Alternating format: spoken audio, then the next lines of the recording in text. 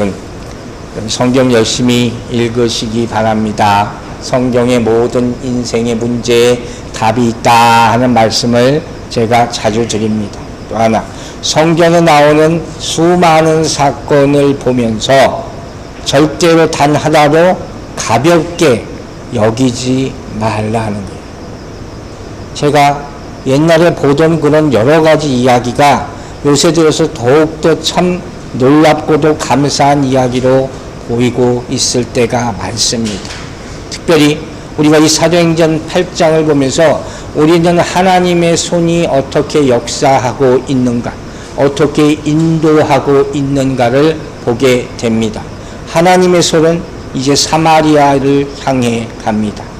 여러분, 그 당시의 사람들의 생각으로, 유대인으로 눈으로 볼 때는 사마리아는 버려진 땅이었어요. 사마리아 사람, 인간 취급 또한 저주받은 땅, 가지 말아야 할 땅, 이게 사마리아 땅입니다. 근데 그 벽을 성령이 넘게 하십니다. 얼마나 놀라운 일입니까? 여러분, 유대와 사마리아 사이에는 큰 벽이 있었어요. 누구도 그걸 넘지 못합니다. 그래서 이 유대 땅, 사마리아 땅, 이 양쪽에 있는 사람들은 서로를 보지도 않아요. 그리고 각자의 믿음, 자기가 옳다고만 생각해서 각자의 눈으로, 각자가 옳다고 생각하는 방법으로 하나님께 예배를 드립니다. 그러나 그 가운데 서로는 전혀 교제가 없습니다. 원수처럼 지냈기 때문에. 그게 그들의 아픔이에요. 하나님의 아픔이에요. 그런데 감사하고 놀랍게도 이제 사마리아도 하나님의 나라가 되었습니다. 하나님은 이 일을 멈추시지 않음을 믿으시기 바랍니다. 그리고 이제 하나님의 시선이 또 다른 곳으로 옮겨갑니다. 그곳이 어디입니까? 사마리아 다음에 광야라는 거죠. 우리가 봤죠? 자, 8장 26절 사도행전 먼저 봅니다. 주의 사자가 빌립을 향하여 이르되 일어나서 남쪽으로 예루살렘에서 가사로 내려가는 길까지 가라하니 그 길은 광야라. 지도 지금 먼저 한번 보여주실 수 있어요? 제가 오늘은 지도를 잠깐 보여드리려고 그래요. 자, 여기는 저기 사마리아 보이죠, 여러분? 예? 글자가 크진 않지만 예루살렘 위쪽에 남유다 북이스라엘 이렇게 사마리아 땅 위에 있고 요단강이 있고 이쪽으로 쭉 내려가는 거예요. 이디오피아, 이집트 옆이죠. 저게 나일강이겠죠. 그러니까 나중에 얘기하겠지만 지금 이디오피아 니시가 여기서부터 저기 예루살렘까지 올라갔다는 거예요. 어마어마한 여행을 한 거예요. 상상, 거의 걸어갔겠죠. 수레 타고 갔으면 수레 매는 사람이 엄청나게 힘들었을 거예요. 상상도 못할 일을 하고 있는 거예요. 이런 일이 지금 벌어진 거예요. 복음이, 이 사람이 올라가잖아요. 복음이 내려갑니다, 이제. 할렐루야. 이 하나님의 역사가 이렇게 일어나는 거예요. 자, 먼저 다시 생각해 보세요. 주의 사자가 빌립에게 말했다. 지난주에 배웠죠? 하나님이 천사를 통해서 말씀을 하고 있는 거예요. 여러분, 오늘 이렇게 먼저 질문할게요. 여러분, 이 사실 믿습니까? 하나님은 여러 가지 모양으로 나타나시죠. 중요한 건 여러 가지 모양으로 나타나는 것을 우리가 인지하는 것도 필요하겠지만, 성령의 도움이 있어야 되겠지만, 우리가 그것을 믿어야 되는 것이고, 또 그 현상이, 그 모습이 지금도 나타나게 되길 주의 이름으로 축원합니다. 이때만이 아니라 지금도 주의 음성을 듣고 있느냐 하는 거예요. 여러분의 평생 동안 주의 음성을 계속 듣게 되기를 주의 이름으로 축원합니다. 우리가 말하는 것, 기도하는 것, 아뢰는 것 다 중요하지만 더 중요한 게 뭐라고요? 주의 음성을 듣는 것이에요. 이거 우리의 생명에 좌우되는 그런 것이에요. 그리고 하나님은 사막으로 빌립을 보내죠. 지난주에 말씀드렸죠. 성령의 음성을 올바로 듣기 위해서는 어떻게 하겠어요? 이 세상의 삶의 소음으로부터 내가 분리되어야 합니다. 세상에는 말들이 너무 많아요. 하나님의 음성만 듣기가 쉽지 않다는 거예요. 여러분이 그 분리되는 시간을 꼭 만드시기 바랍니다. 그래서 광야는 어떤 곳이라고 했어요? 하나님의 음성을 듣는 것, 아무것도 없으니까. 또 둘째 뭐라고 그랬어요?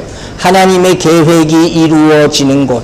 그곳에서 하나님은 모든 것을 시작하십니다. 세 번째, 우리의 순종을 연습시키는 곳. 이게 광야라는 거예요.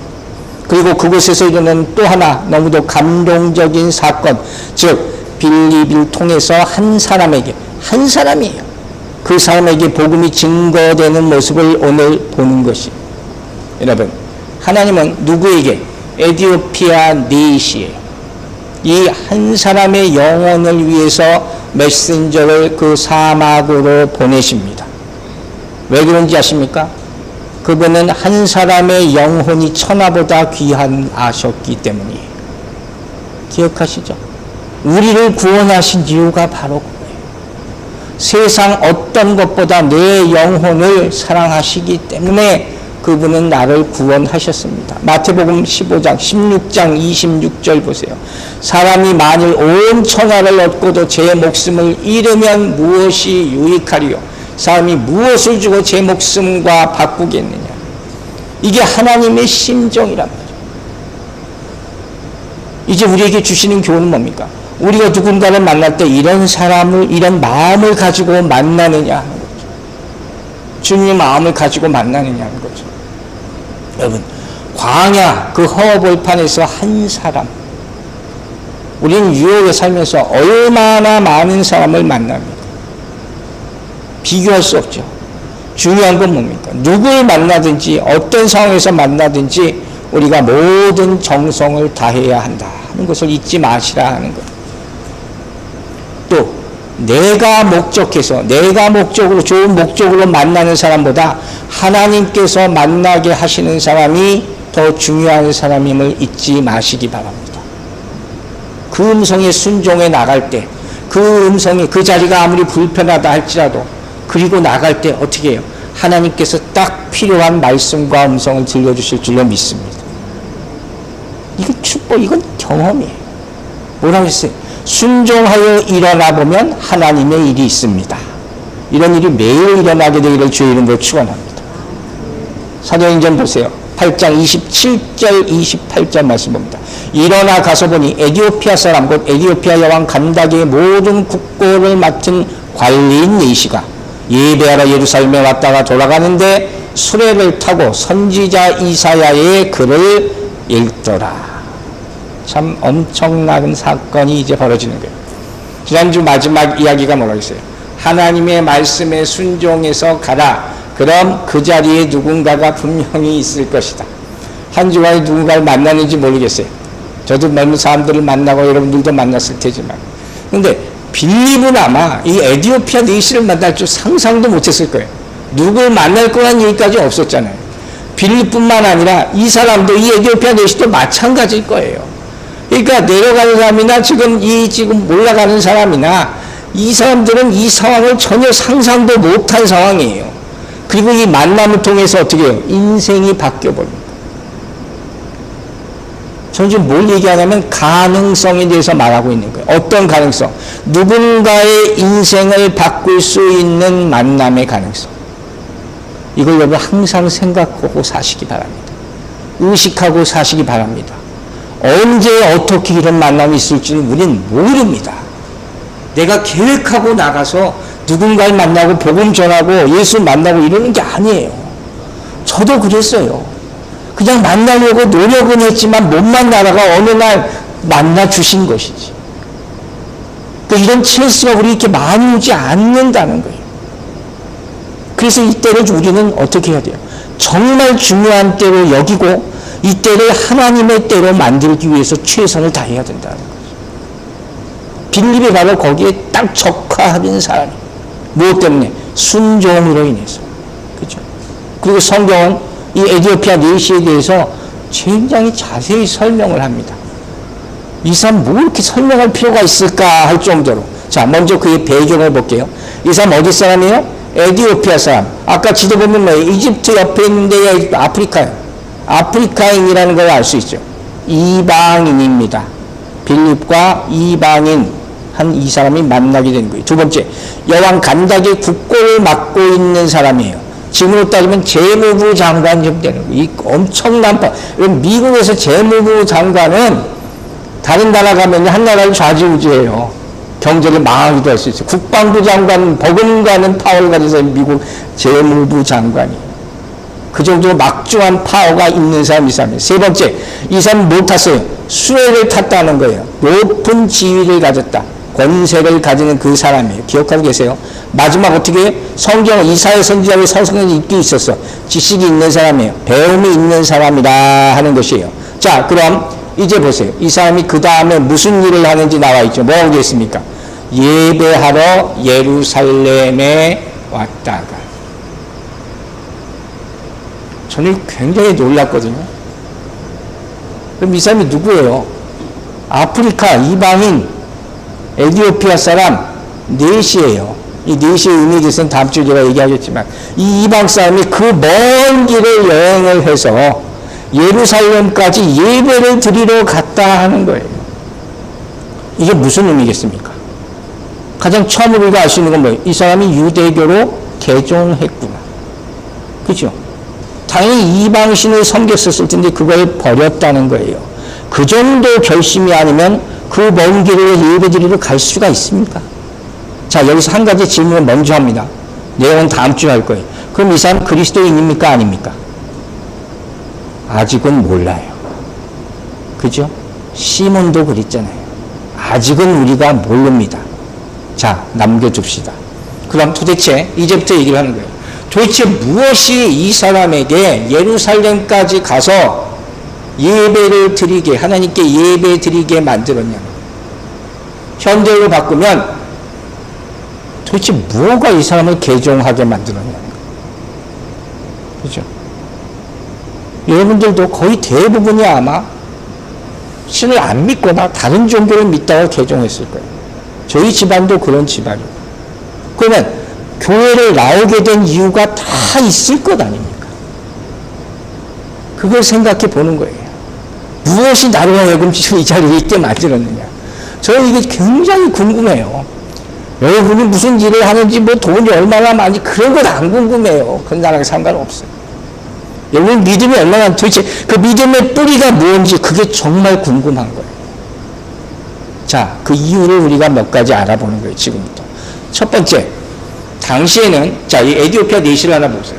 당시에는 이렇게 유대교로 회심한 사람들이 점점 늘어나고 있었다는 거예요. 그 사람들이 이집트나 에티오피아에 많이 살았답니다. 이게 어떻게 가능했을까요? 하나님에 대해서 들어본 거죠. 뭐 구약으로 넘어가서 여호수아를 봐도 가나안 땅을 여호수아 군대가 정복하러 갈 때 어떻게 해요? 가나안 사람들이 하나님의 군대를 보고 무서워했다 그랬어요. 그죠? 여호수아를 무서워한 게 아니라 하나님에 대한 소문을 그들이 익히 벌써 들어 알고 있었다는 것이죠. 그러니까 하나님에 대한 소문을 모르는 사람이 이 세상에도 아무도 없어요. 특별히 여러분, 이 구약을 헬라어로 번역한 책이 있어요. 들어보셨을 거예요. 네? 그게 뭐예요? 70인역이라는 책이 있어요. 들어봤죠? septuagint라고. 이 70인역을 만든 사람들도 다 회심한 이방인들이라는 거예요. 이건 뭘 우리에게 알려주냐? 왜요? 복음의 영향력. 복음의 영향력. 그 사람들이 거기 있었나? 어떻게 있었나 보다가 아니라 복음이 거기까지 들어갔구나. 여기에 우리가 복음을 계속 전해야 될 이유가 있는 거예요. 믿든 안 믿든 계속 듣게 만들어야 이게 우리의 의무란 말이에요. 로마서 10장 17절에서 뭐라고 했어요? 믿음은 들음에서 난다. 그죠? 믿음은 들음에서 나는 거니까 우리는 계속 전하는 게 의미란 말이에요. 그래서 그 중에 한 사람이 바로 에티오피아 넷이에요. 자, 두 번째. 우리는 이 사람의 인생 스토리를 다 알 수는 없어요. 언제부터 어떻게 이건 나에게 나와 있지 않아요. 그러나 누군가 모든 사람들은 다 이유가 있습니다. 믿게 된 계기라는 게 있습니다. 그리스도인이 되는 방법은 다 틀려요. 그러나 언제나 나타나는 거의 공통적인 절대적인 요소가 있거든요. 그게 뭐냐? 제가 가만히 보니까 이런 것들이에요. 바로 내 인생에 닥친 문제를 내가 해결하지 못할 때. 내가 가진 종교든 내 인생관이든 내 돈이든 뭐든 내가 아는 나를 도와줄 만한 사람 누구도 이 문제를 해결해 주지 못했을 때 우리는 절대자를 찾게 됩니다. 많은 과학자들이 예수를 믿게 되는 동기도 있고, 이 사람도 세포를 보다가 이건 도저히 인간이 해결할 수 없는 문제다. 그래서 창조주 하나님을 믿게 됐다는 사람도 많아요. 결정적으로 어떤 거예요? 내가 믿던 모든 것이 아무것도 아니라는 걸 깨닫게 될 때, 이것이 아무 힘도 없고 아무 능력도 없는 것이라는 걸 깨닫게 될 때, 이럴 때 하나님을 결국 찾게 된다는 것이죠. 자, 아주 비굴한 예를 하나 드릴게요. 열왕기상 18장을 한번 보세요. 보면 엘리야 스토리가 나오죠. 바알 선지자들의 싸움이 나옵니다. 이것만 들어주면 짐작할 거예요. 열왕기상 18장 26절 말씀을 한번 다 읽어볼게요. 그들이 받은 송아지를 가져다가 잡고 아침부터 낮까지 바알의 이름을 불러 이르되 바알이여 우리에게 응답하소서 하나 아무 소리도 없고 아무 응답하는 자도 없으므로 그들이 그가 쌓은 제단 주위에서 뛰놀도다. 우상 섬기는 사람들. 그런데 아무리 거기다 대고 소리를 질러서 우리를 나를 이기게 해주세요 해도 아무 음성이 들리지 않아. 반면 자 엘리야는 어떻게 하는지 보세요. 열왕기상 18장 37, 38절 여호와여 내게 응답하옵소서 내게 응답하옵소서 이 백성에게 주 여호와는 하나님이신 것과 주는 그들의 마음을 되돌이키심을 알게 하옵소서 하며 이에 여호와의 불이 내려서 번제물과 나무와 돌과 흙을 태우고 또 도랑의 물을 핥은지라. 여러분에게 이런 응답이 있게 되기를 바랍니다. 아까도 집사님하고도 얘기했어요. 하나님 나에게 응답해 주시는 하나님이십니다. 얼마나 감사합니까? 하나님이 여러분의 생명을 살려주시는 하나님, 나를 고쳐주시는 하나님, 나의 살 길을 열어주시는 하나님이 되기를 주의 이름으로 축원합니다. 나는 이 하나님을 믿습니다. 이게 얼마나 감사합니까? 세 번째, 왜 사람들은 이렇게 개종을 할까? 모든 사람들에게는 인생에 불만이라는 게 다 있습니다. 불만 없는 사람이 없습니까? 근심 걱정 없는 사람이 어디 있습니까? 어떤 점에서 있을까요? 너무 다양하게 많이 있습니다. 먼저 기본적으로 우리는 다 지적인 불만이 있어요. 더 알고 싶어 하는 거예요. 고린도 교회까지. 근데 문제는 뭔지 아세요? 아무리 많이 알려고 해도 한계가 있는 거예요. 철학자들의 결정적인 문제는 질문만 하다 끝난다는 거예요. 답을 못 얻어요. 그래서 헛된 인생이 되고 마는 것이죠. 또 하나 문제가 있어요. 우리는 도덕적인 이런 것에 항상 시달립니다. 우리는 깨끗하고 경건하게 살기를 원해요. 인간이기 때문에. 그러나 우리 마음은 항상 그렇지가 않단 말이에요. 그래서 사도 바울까지 오라라는 공고한 자보다 이 사망의 영에서 누가 나를 건져내려 고민하지 않습니까? 항상 이렇게 싸우는 거예요. 평생 싸우게 되는 거예요. 이 문제를 해결해 줄 사람이 아무도 없다 하는 것입니다. 종교적인 문제도 또 있습니다. 이건 모든 사람이 신을 믿습니다. 무신론자들은 안 믿잖아요. 무신론자라는 자체가 신을 부정하는 게 신이란 존재를 내가 안 믿는다는 게 신을 부정할 수는 없다는 거예요. 자기를 믿든지. 그러나 문제는 뭐예요? 어떤 어려움이 생기면 이걸 해결할 방도를 찾지를 못한다는 거예요. 나 혼자서는 누구나 그런 한계에 분명히 부딪힙니다. 여러분 어떻게 해결하셨습니까? 우물가의 사마리아 여인 기억하시죠? 남편을 며칠 갈아치워요. 그래도 그게 공허함이 해결되지 않는단 말이에요. 그럼 여러분 어떻습니까? 여러분 예수 믿고 많은 인생의 문제를 해결하셨습니까? 아멘으로 답하게 되길 주의 이름으로 축원합니다. 예수 믿고 여러분 마음에 정말로 평강과 기쁨이 있게 되기를 주의 이름으로 축원합니다. 그게 우리는 예수를 믿는 거예요. 네 번째, 모든 사람들은 항상 새로운 것에 관심을 갖습니다. 항상 새로운 것. 사도행전 보세요. 17장 18절 19절 어떤 에피쿠로스와 스토아 철학자들도 바울과 쟁론할 때 어떤 사람은 이르되 이 말쟁이가 무슨 말을 하고자 하느냐 하고 어떤 사람은 이르되 이방신들을 전하는 사람인가 보다 하니 이는 바울이 예수와 부활을 전하기 때문입니다. 아덴 사람들이에요. 아덴에 바울이 가서 예수를 전하니까 이걸 처음 들어본 말이에요. 그래서 또 궁금한 거예요. 그 지식에 대한 갈망이 엄청난 사람들이에요. 그들 붙들어 아레오박으로 가며 말하기를 내가 말하는 이 새로운 가르침이 무엇인지 우리가 알 수가 있겠느냐. 새로운 지식에 대한 욕망이 엄청난 거예요. 이거 예수님에게 절대적으로 필요한 거죠. 고인물이 아니니까. 사도행전 17장에 나오는 이 아덴 사람들은 항상 새로운 것에 관심을 보입니다. 자, 이 이유가 뭔지 아세요? 왜 항상 소위 말하는 요새 한국에 쓰는 신상 처음에 나오는 것만 이렇게 찾는 사람이 있어요. 왜 그럴까요?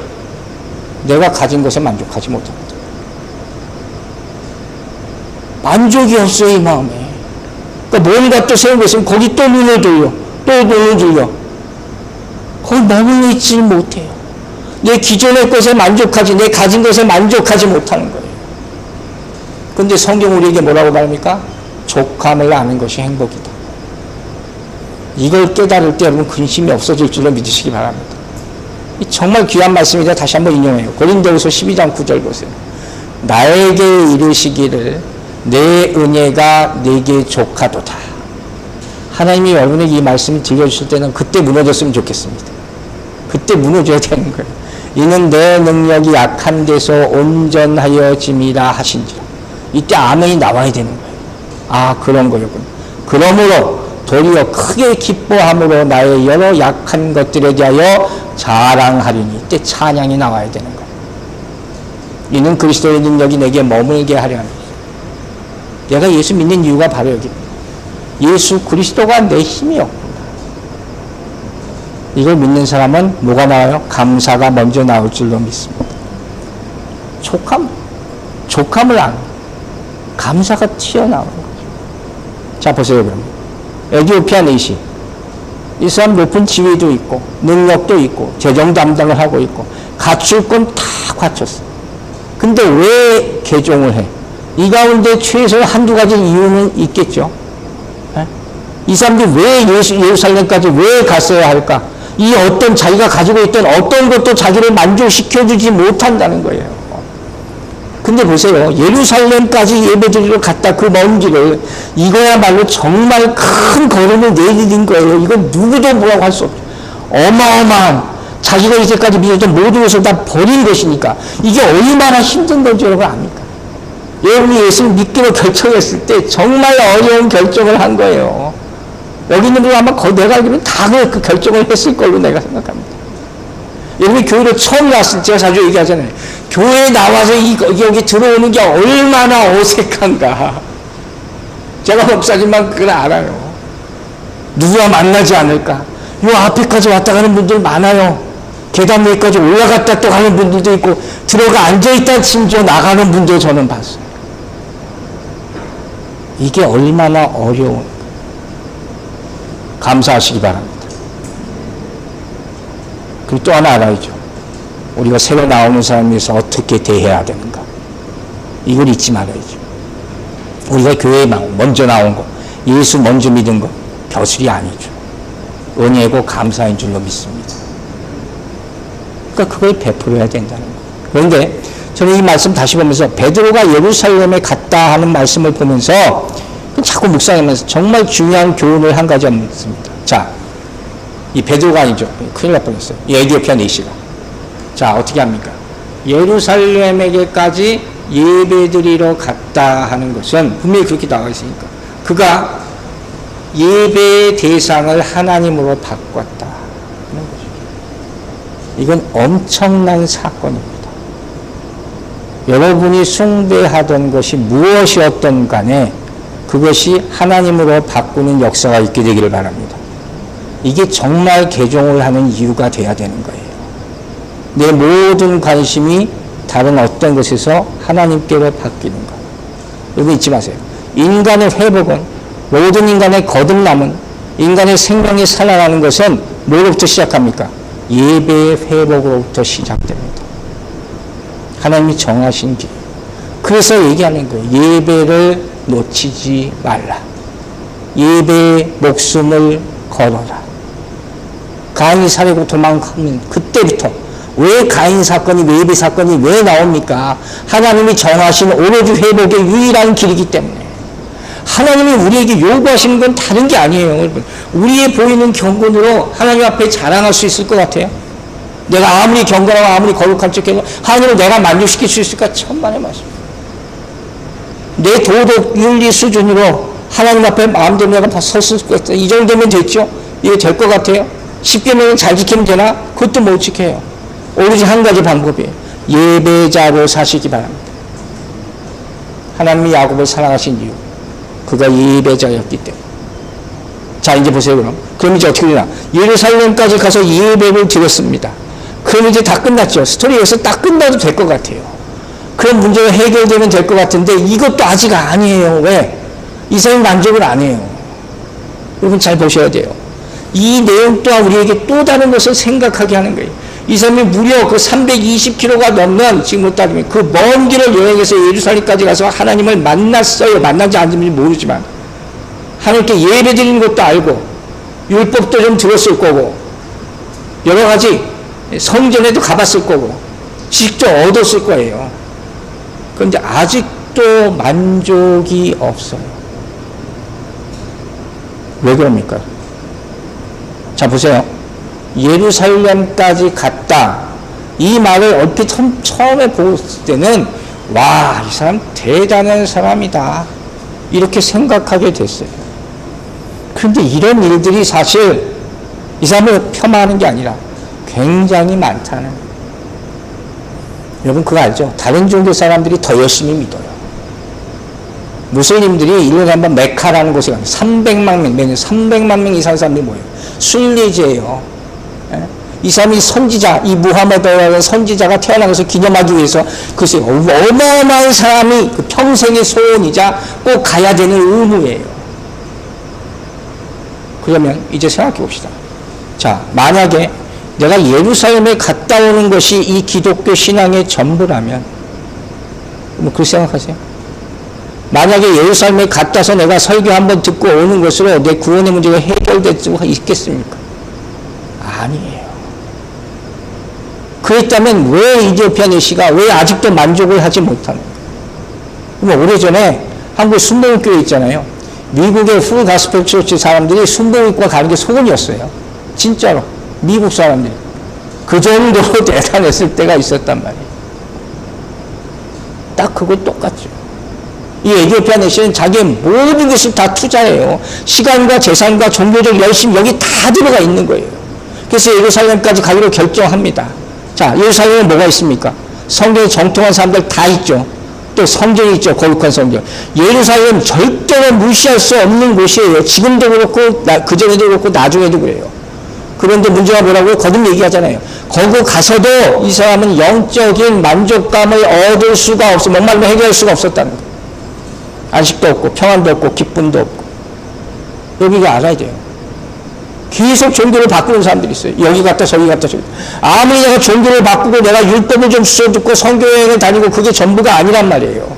아무리 큰 교회 가서 아무리 좋은 목사님이 아무리 좋은 설교를 듣는다 할지라도 그것으로 내 궁금증이 다 해결되지 않는다는 거예요. 저도 젊었을 때 별의별 곳을 다 돌아다녀봤어요. 자, 그래서 이 사람은 어떻게 하는지 보세요. 사도행전 8장 28절. 돌아가는데 수레를 타고 선지자 이사야의 글을 읽더라. 조금씩 가까워지고 있는 게 보이지 않습니까? 하나님의 말씀에서 이 사람 대답을 찾기 시작하는 거예요. 그죠? 계속 노력하는 모습을 보이죠. 어디서 이사야에서 사본까지 얻었어, 그 당시에. 다 썼을 거 아니에요. 이거 엄청 열심히죠. 예루살렘에 가서 듣고 싶은 걸 못 들었어. 그러니까 자기 혼자로 내가 연구해서 뭔가 얻어야 되겠다 지금 하는 거예요. 저는 이 사람 마음을 충분히 이해합니다. 나도 그랬기 때문에. 가르쳐주는 사람이 없었어요. 이 사람 얼마나 갈급하고 말씀을 사모했는지 알 수 있는 거예요. 흔들리는 마차 속에서 그 이사야 선지자의 글을 읽고 있었다는 거예요. 여러분 상상을 해보세요. 자, 이렇게 하자 어떤 일이 또 그 다음에 일어납니까? 29절 봅니다. 8장 29절. 성령이 빌립더러 이르시되 이 수레로 가까이 나아가라 하시거늘. 자, 보세요. 아무도 없는 광야로 갔어. 이제 한 사람을 만나고 이제 가까이 가라까지 하시는 거예요. 성령의 인도하심을 봅니까? 이걸 보라는 거예요. 여기서 가까이 가라는 명령이 뭘 의미하는지 아시죠? 전도에 임하는 그리스도인들의 자세예요. 모든 사람들이 얘기하는 거예요. 복음의 근본은 예수 그리스도의 사랑이잖아요. 우리는 사랑을 전하는 거예요. 전도하는 사람은 그 사람 상대방과 더 친밀해져야 되는 거예요. 멀리 떨어져서 어떻게 사랑을 전할 수가 있습니까? 이 일이 지금 성령의 인도하심으로 진행되고 가고 있는 거예요. 자, 그 다음에 어떤 일이 일어나는지 이제 놀라운 만남이 시작되는 걸 봅니다. 8장 30절 보세요. 빌립이 달려가서 선지자 이사야의 글 읽는 것을 듣고 말하되 읽는 것을 깨닫느냐. 빌립이 엄청난 한마디 말씀을 전합니다. 이거 하나만 한 거예요. 칼럼을 보세요. 다른 얘기 한 거 아니에요. 뭘 사랑하느냐 어쩌기 이게 아무 얘기도 아니에요. 그냥 읽는 것을 당신 읽는 게 뭐 읽고 있는데 그게 무슨 소리인지 압니까? 여기서 읽는다 하는 말은 무슨 소린가 하면 그냥 눈으로 이렇게 쑥 훑어본다 이게 아니에요. 여기서 읽는다는 것은 뜻을 이해하면서 읽는다는 거예요. 여러분, 여러분이 성경을 읽을 때 몇 번 읽느냐 이것도 중요할지 모르지만 더 중요한 건 뭐예요? 성경을 읽는 목적은 올바로 깨닫는 데 있음을 믿으시기 바랍니다. 깨닫고 믿어야 돼요. 두 번째 여기서 읽는다 하는 말은 뭐냐면 소리내서 읽었다 하는 거예요. 이 광경을 한번 상상해 보세요. 광야에서 소리내서 막 성경 말씀을 읽어요. 그럼 어떤 일이 생길 것 같아요? 주변 사람들이 그치면 다 듣겠죠. 그죠? 이 만남이 여러분 그냥 이루어지는 게 아니죠. 네? 빌립이 가까이 갔어도 이 사람이 아무 소리 안 하고 그냥 갔으면 못 만날 수도 있죠. 빌립은 성경을 아니까, 구약을 아니까 이사야 선지자의 글을 읽고 있는 소리를 듣게 되는 것이죠. 눈에 띌 수밖에 없는 거죠. 이 사람을 어떻게 예수 믿는 사람이 지나칠 수가 있겠냐 하는 거예요. 이게 무슨 일인지 아시겠어요? 제가 설교 준비하면서 계속 많이 읽거든요. 원고가 완성되면. 그러니까 어느 날 우리 밑에 주인집이 사는데 주인 여자분이 그런 얘기를 했어요. 너 맨날 중얼중얼 소리 나고 하는데 도대체 뭐하니? 한국말이니까 알아듣지도 못하고. 어쨌든 들은 거예요. 이 여자도 들은 거예요, 여러분. 여러분의 가정에서 성경 읽는 소리가 계속 나오게 되기를 바랍니다. 홈페이지를 통해서 여러분 계속 듣고 읽으시기 바랍니다. 제가 이거 자꾸 권면합니다. 네? 여러분 홈페이지에 나와 있는 말씀을 읽고 들으세요. 우리 그 인터넷 성도 한가운데 전영옥 집사님이라는 분이 한 분 있어요. 꽤 됐어요. 이게 홈페이지 들어온 지. 그분이 저한테 연락을 얼마 전에 했어요. 기도 제목쯤에서 연락을 했는데 그걸 들으면서 3월 하잖아요 지금. 그걸 들으면서 그냥 나레이션 듣는 것 같다. 우리 간사님한테 용기를 주려고 그러는 거예요. 많이 듣는 사람이 없다 할지라도 힘을 잃지 말라고. 여러분 같이 들으시기 바랍니다. 그리고 같이 읽으시기 바랍니다. 이게 얼마나 우리 준 특권입니까? 자, 이제 세 번째로 갑니다. 빌립이 가까이 가서 물어봅니다. 읽는 것을 깨닫느냐? 대단한 거죠, 여러분. 무슨 소리예요? 성경은 읽기만 한다고 다 이해되는 게 아닙니다. 어떻게 해야 돼요? 성령의 도우심이 있어야 되는 거죠. 가르쳐주는 사람이 있어야 되는 거예요. 네 번째, 우리는 어디에서나 말씀을 읽는 습관, 듣는 습관을 가져야 할 줄로 믿습니다. 왜? 하나님은 이러한 사람을 찾고 계십니다. 하나님은 이런 사람을 찾고 계세요. 제가 요새 뭐 여행도 못 가고 하지만 혼자 비행기 타고 가끔 갈 때가 있거든요. 그때 항상 가방에 준비하는 거 3가지가 있어요. 성경책, 노트북, 생명의 삶. 이 3가지를 항상 가지고 갑니다. 제가 비행기 타자마자 자거든요. 저 그냥 베개 되면 잔다 그랬잖아요. 그리고 식사하라고 깨울 때 딱 깨어나요. 그러고 나서 그때부터 이제 성경을 읽을 때가 많아요. 그러면 무슨 일이 일어날 것 같습니까? 처음엔 가만히 있던 사람들이 한door 이렇게 나를 쳐다보기 시작합니다. 그러면서 뭘 읽으세요 하는 사람도 있고, 좀 지나면 혹시 목사님이세요 하는 사람도 나옵니다. 분명히 나옵니다. 그리고 어떤 사람 용기를 내서 이렇게 물어보는 사람도 있었어요. 목사님이시면 내가 이 구절 잘 몰랐는데 혹시 저한테 알려주실 수 있습니까? 그런 정도의 질문은 항상 받습니다. 여러분 아세요? 여기서부터 대화가 시작되는 거예요. 그 다음은 성령이 하시는 거예요. 기회를 잃지 말라는 거예요. 이 기회가 흔히 오는 게 아니에요.